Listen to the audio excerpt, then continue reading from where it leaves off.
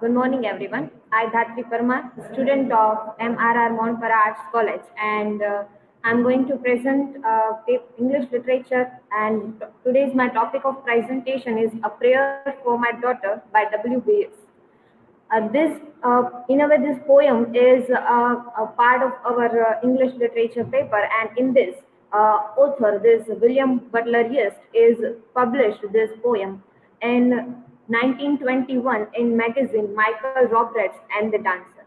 If we look at that about a poet, that W.B. Yeats was an Irish poet and dramatist, and he was also a driving force of this Irish nationalism or literary revival. Through his time, he wrote so many works upon this Irish World War and World War One and Two, and he was also famous for his complicated views on Irish nationalism and sexuality reflects in poem.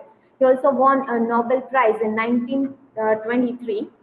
If we look at this structure of the poem, then diction, that poet himself is trying to uh, telling the poem, and he is telling us what he wants.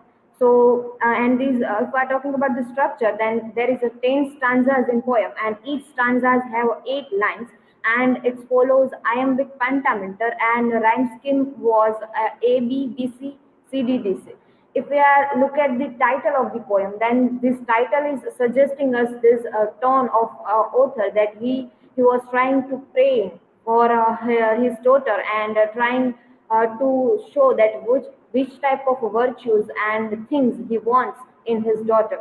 And language of this is a lecture tone. And then moving further, there is overall synopsis. In the first stanza, poet talking about this mood is a frightening atmosphere, and poet is moving and thinking about the future of her daughter. In first stanza, he trying to he put this setting of tower, and then he shows his daughter is sleeping, and he's thinking that what is the future of her daughter. So he, in a way, described this stormy and gloomy atmosphere in that. In the next stanza, the mood was anxious for future of her daughter. In this, poet used a kind of personification, poetic devices for make this stanza more alive, like sea wind screamed and other things like while this he wanted to say that the sea wind is screaming. So this reflect as a that he is not able to see his daughter's future because of this war atmosphere. In this third and fourth stanza, he took this classical mythology to express his obsession. So, for better understanding, he provided two references from the myth Helen and Aphrodite, who both were so beautiful, and somehow they took a wrong decision due to their beauty. That is why he took this reference for give an example to his daughter that do not come in this so do not misuse your beauty. In a way, he is trying to say praying for beauty but not too much. He pray for beauty but not too much beauty, so that she can took a wrong decision. In the next stanza, the mood was confident and helpful. And then in this stanza, he talked that heart cannot be buy. We can earn that by making a relationship with people. So he is trying to convince her daughter that you have to build some kind of virtues in her personality. Then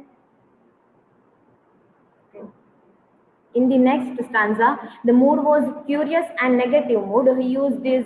He wanted that his daughter become a flourishing hidden tree. So here, this idea of his conflict is reflecting that he wants that his daughter become a flourishing tree, but hidden. So his this mentality of being conservative mindset of WBE is reflecting here that he want his daughter is become a flourishing tree but hidden, which can stay at one place, grow but staying at one place. So we want that her daughter will grow up in a particular safe atmosphere and not going outside.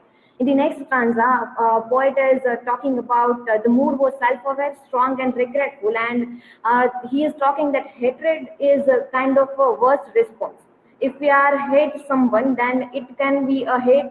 It can be a worst response towards someone. So, in a way, he criticized the idea of hatredness. And in this next stanza, he used these plenty's horn, source of a rich gift, and also uses the reference of Madagon, whom he loved, and she was not choosing him and choose other person. So that he trying to told his daughter that do not take a wrong decision. In the next stanza, he was mood was happy mood and hopefulness, and he told that one can heal oneself by using staying away from hatred. That person can, if staying away from hatred, then they can grow in individual development. And they are using this repeating poetic device like self-appealing, self-delighting, self-affirming, etc. In the last stanza, he wants that his daughter marry a person who believe in all these customs, and so in a way he wants that she will go in this family in which they are believing in custom. So at the end he wanted to try that. If we are looking at the theme, the first theme is womanhood and traditional femininity. So WBS is sounding somehow conservative, that he want his daughter to having some type of virtues, but when it comes to in a way he want that his daughter must be grow, but in a certain stage, but not in more way, like not next theme is the power and danger of beauty. So he used two references of Helen and Aphrodite, and also gave an example of Madagon, that sometimes this beauty can be power if you are using in a proper way, but when you can use it in a wrong way, or you